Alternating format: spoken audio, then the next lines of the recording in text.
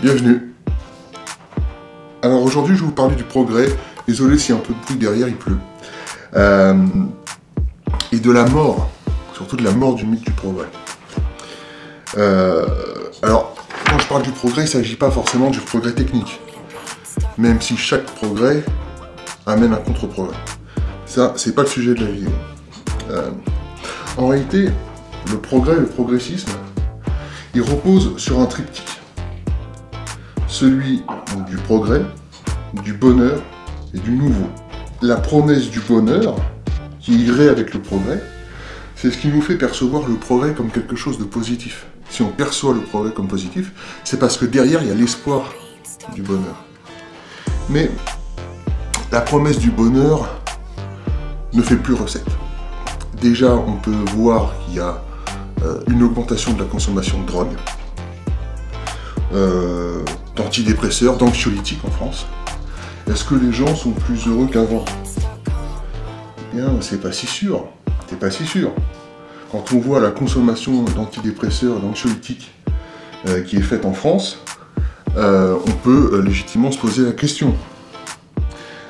Mais aussi, et surtout, l'ascenseur social. L'ascenseur social qui est devenu littéralement un toboggan. Quelques chiffres. 6 Français sur 10 perçoivent que leurs conditions sociales se sont détériorées. 7 sur 10 que les jeunes auront moins de chance qu'eux.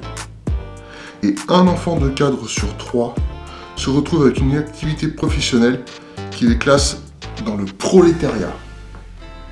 Fait inédit. Inédit. L'ascenseur social est devenu un toboggan. S'ajoute à cela la mondialisation qui est perçue comme négative, mais aussi l'immigration de masse qui entraîne une juxtaposition sur un même territoire de communautés différentes par l'origine géographique, la langue, la religion, l'histoire, la culture, la philosophie, et qui finira par détruire définitivement le modèle républicain, ou encore le marché de l'emploi qui se détériore d'année en année. En fait, peu importe les chiffres, c'est-à-dire que ce qui se tourne vers le nouveau est anxiogène. Et que les processus qui sont en cours, en réalité, ont tué le progrès, ont tué la promesse de bonheur. Les gens finissent par être malheureux de ne pas être heureux. Il y a une sorte de centrifugeuse, en fait. C'est-à-dire que les grandes villes, elles, dans ces grandes villes, il y a de l'emploi. Il y a relativement de la sécurité.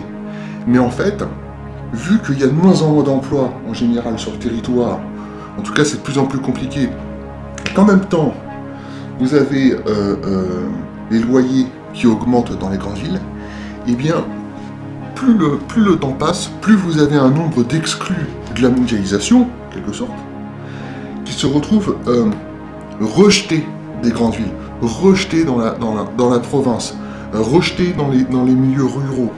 Et toute cette France-là, eh bien, elle est de plus en plus importante. De plus en plus importante. En fait, le contraire du nouveau, c'est quoi? C'est pas l'ancien, non. C'est le lieu. C'est le lieu. Et les Français, de fait, ils se réenracinent. Ils se réenracinent parce que la ville-monde, qui est la quintessence du non-lieu, eh bien, donne le moins en moins de capacité d'accueil et de place, ne serait-ce que sur le marché de l'emploi. Et du coup, voilà, c'est de plus en plus de gens qui se retrouvent exclus, et donc du coup, qui n'ont pas d'autre choix que de se réenraciner. Les lendemains qui chantent, c'était mieux avant, c'est plutôt c'était mieux avant. C'est vrai que les lendemains qui chantent, plus personne n'y croit en France. Plus personne n'y croit. Et ça, c'est un changement majeur par rapport au siècle dernier. Malgré la Première Guerre mondiale, etc., les gens étaient tournés vers le nouveau, ils continuaient à être tournés vers le progrès, la promesse du progrès et du bonheur fonctionnait. D'ailleurs, le bonheur, c'est la matrice aussi de tous les totalitarismes. C'est-à-dire que chaque gouvernement totalitaire a toujours promis le bonheur. Et on voit qu'aujourd'hui, ça ne fonctionne plus. Les gens pensent que c'était mieux avant. Il y a un retour au mythe en France, il y a un retour au passé fantasmé. Et ce retour au mythe, ce retour vers le passé, c'est le symptôme d'un mouvement de fond. C'est le symptôme du désenchantement du monde, du désenchantement de la mort du progrès, de la mort du bonheur qui irait avec. Je continue là-dessus. Il y a la rétro-télé, effectivement, toutes les émissions culinaires, toute la réussite, l'amour est dans le pré, etc. Tout ça, ce sont des signes. Mais aussi l'appétence des Français pour leurs arbres généalogiques. C'est quelque chose de nouveau. C'est quelque chose qu'on n'avait jamais vu avant. Les Français se tournent vers leur passé, vers leurs racines. L'appétence pour les arbres généalogiques, c'est quelque chose qui s'était jamais vu. Et ça, c'est la preuve aussi qu'il y a un retournement. On pourrait même aller plus loin. José Bové, à son époque, quand il a été cassé un McDonald's, il a cassé quoi? Il a été cassé la mondialisation. Il a été cassé, on se retrouve, c'est une sorte de terroir qui s'en prend au non-lieu, qui s'en prend à la dépossession culturelle. Donc ce mouvement-là, il n'a pas lieu qu'à droite, il a lieu partout. Il a lieu partout dans la société. Même chez les gens qui regarderaient la télé-réalité. En fait, ça change rien. Ça change rien. Que les personnes en aient conscience ou non, il y a un mouvement de fond. C'est la mort du progrès. Alors, c'est là où on peut aussi présager du pire. Dans un premier temps. C'est que l'avenir qui s'ouvre devant nous, je parle à moyen terme pour les 40 prochaines années, eh bien, il est compliqué. Il est compliqué parce que se pose la question de la légitimité du pouvoir. C'est-à-dire que ceux qui font la pensée dominante aujourd'hui, eh bien, se maintiennent, mais avec une part de plus en plus minuscule du peuple français, c'est-à-dire, on va dire, l'électorat des grandes villes qui, eux, profitent de la mondialisation. Du coup, le pouvoir, pour se maintenir, il n'a plus qu'un seul moyen, c'est d'exclure les Français du processus électoral, de toute représentation, mais aussi d'utiliser la répression. Quand on a utilisé la répression, quand on a besoin d'utiliser la répression, c'est la preuve qu'on a déjà perdu. Mais ce qu'il y a d'inquiétant, c'est qu'à travers l'histoire, à chaque fois que s'est posée la question de la légitimité du pouvoir, eh bien, à 100%, ça a terminé dans un bain de sang. 100%. Parce que le pouvoir, en fait, en France, il n'est pas toujours démocratique. C'est-à-dire que la démocratie, c'est quoi au final? C'est l'acceptation par une minorité, c'est le pouvoir, de la majorité. Et aujourd'hui, en France, cette minorité s'accroche à tout prix. Et du coup, n'a plus que la répression pour se maintenir. Et cette répression, elle va augmenter. Donc ça passe par plusieurs choses. La première, c'est de faire disparaître les classes moyennes. Le pouvoir, pour se maintenir, a besoin de faire disparaître les classes moyennes. Je ne vais pas m'étendre dessus, j'en aurai pour 20 minutes. Mais aussi l'exclusion du peuple. C'est-à-dire, en fait, il s'agit de le nier en tant que peuple. On va vous dire, mais non, mais...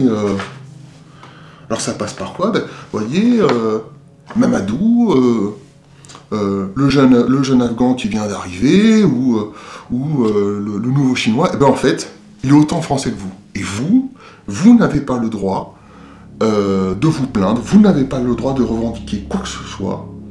La culture française n'existe pas. Il y a des cultures. Et donc on va vous nier, il s'agit de nier l'existence du peuple en tant que tel. Et l'étape d'après, et on est rentré dedans, c'est de commencer à réécrire l'histoire. On va nous expliquer que Jeanne d'Arc était noire, que les Capétiens étaient en fait des migrants, que Louis XIV était arabe, que Anne d'Autriche, en fait, ne venait pas d'Autriche, mais elle venait de Chine, des choses comme ça. Et donc le but, c'est ce qu'est en train de faire le pouvoir, c'est d'apprendre aux enfants une histoire de France qui les culpabilise au maximum, pour que jamais, jamais, ils puissent commencer à se poser des questions et à remettre en question la légitimité du pouvoir actuel, qui ne repose en fait sur rien, qui repose plus sur rien. Le pouvoir actuel n'a aucune légitimité à commander, aucune, à nous dire quoi que ce soit, à nous donner des ordres, ces gens n'ont aucune légitimité. Et donc, pour se maintenir, eh bien, ils n'ont pas d'autre choix que de détruire la substance, d'exclure le peuple, de dire, ben voilà, en fait, ceux qui existent, c'est les gens des grandes villes, c'est ceux qui réussissent et puis ceux qui sont un peu autour, la banlieue, mais tous les autres, c'est-à-dire actuellement environ entre 60 et 70% du peuple français, eh bien eux, ils n'existent pas. Ils n'existent pas. Et donc quand un peuple n'existe pas, ben, on peut tout lui faire. Puisque comme ils n'existent pas, c'est pas grave, on peut les tuer. Donc les 40 prochaines années vont être très dures. Mais à un moment donné ou à un autre, ce fruit pourri va finir par tomber et sera balayé par l'histoire. C'est inévitable, tôt ou tard. Mais entre les deux, ça va être chaud. Et c'est là aussi que on a toutes les raisons d'espérer, c'est que l'homme nouveau, qu'ils essaient de nous dire, en fait tout se vaut, tout le monde, ça ne marche pas. Ça ne marche pas sur le plan économique, mais aussi sur le plan sociétal. Les personnes venues d'autres civilisations ne vont pas se transformer en citoyens. Non, ils restent ce qu'ils sont. Et c'est normal et c'est légitime. C'est leur culture, c'est leur histoire. C'est leur anthropologie. L'homme nouveau ne fonctionne plus. Et l'homme nouveau, il est lié au progrès. Il est lié aussi à la promesse de bonheur. Voilà. Et ça, c'était les idéologies du siècle dernier. À chaque fois, tous les totalitarismes ont promis le progrès et le bonheur qui irait avec. Seulement, c'est acté, aujourd'hui c'est acté. Le bonheur, bah non, c'est terminé. Je vous ai donné quelques chiffres. 7 Français sur 10 qui pensent que les jeunes auront moins de chance qu'eux, auront une vie plus difficile. C'est terminé. Ces mythes-là sont morts. Le problème, c'est qu'on a une élite qui s'accroche. Mais là, on a les raisons d'espérer, c'est que, en fait, la France, elle se noie pas dans la mondialisation, pas du tout. En fait, la France, les Français, ils existent toujours, peu importe ce qu'ils pensent. Peu importe s'ils regardent la télé-réalité ou autre. En fait, comme ils n'ont plus de boulot, qu'ils se retrouvent exclus des grandes villes de par les prix de l'immobilier, etc., ils n'ont pas d'autre choix que de se réenraciner, que de se communautariser. Et donc, du coup, ils retournent vers leurs anciens modes de vie. C'est un retour à la tradition. Alors c'est un retour reconstruit, évidemment, donc avec les défauts qu'il peut y avoir. Mais du coup, la France ne disparaît pas. Elle se partitionne, mais elle ne disparaît pas. Elle ne se dilue pas en réalité. C'est extrêmement marginal, D'ailleurs, là on aurait des questions de s'inquiéter, c'est si les Français venaient à se mélanger dans les quartiers et que tout se passe bien. Si les Français, en fait, avaient tous du travail, si les Français se convertissaient à l'islam, etc., ou même si les musulmans arrêtaient d'être musulmans. Mais c'est pas ça qui se passe. C'est exactement le contraire. Et c'est là qu'il y a de l'espoir. C'est que la mondialisation ne fonctionne pas et qu'on assiste à un vivre ensemble séparé. Ça, c'est un mot que vous pouvez garder parce que dès qu'on vous parle de vivre ensemble et de société multiculturelle, et bien à ce moment-là, vous pouvez utiliser l'expression ben oui, en fait, c'est le vivre ensemble séparé. Tout le monde comprend. Et là, c'est la red pill instantanée. Le vivre ensemble séparé, c'est une transition. C'est une transition avant la partition définitive. Alors, entre les deux peut se passer beaucoup de choses. Donc voilà, c'était sur sur le mythe, sur la mort du mythe du progrès, qui a totalement échoué sur tous les plans, sur son triptyque, qui est de créer un homme nouveau, qui est de la promesse du bonheur que cela engendrait, et qui est de croire en un progrès humain. C'est exactement à tous les plans, économiques, sociétaux, culturels, que la France est en train d'inverser le flux, qui est en train de complètement passer à autre chose. D'ailleurs, en fait c'est déjà le cas, même si les gens ne l'expriment pas directement, c'est déjà acté, c'est seulement que c'est pas officiel, on va dire, d'un point de vue juridique, mais en fin de compte, c'est terminé, c'est terminé. Et c'est là que c'est dangereux, c'est parce qu'on a un pouvoir qui, lui, ne l'accepte pas. Et donc, qui n'a d'autre choix que de commencer à réécrire l'histoire, à dire aux gens, ben non, mais voyez, en fait, Jeanne d'Arc, elle était noire, enfin, des choses comme ça. Alors, ça va pas durer longtemps, mais entre deux, on va prendre cher, on va prendre super cher. Bon ben voilà, c'était tout. La mort du progrès, j'espère que tout le monde aura compris. La mort du bonheur qui irait avec, c'est fini. Je parle pas de progrès technique encore une fois. Et la mort de l'homme nouveau. A bientôt pour une prochaine vidéo. Et restez solides.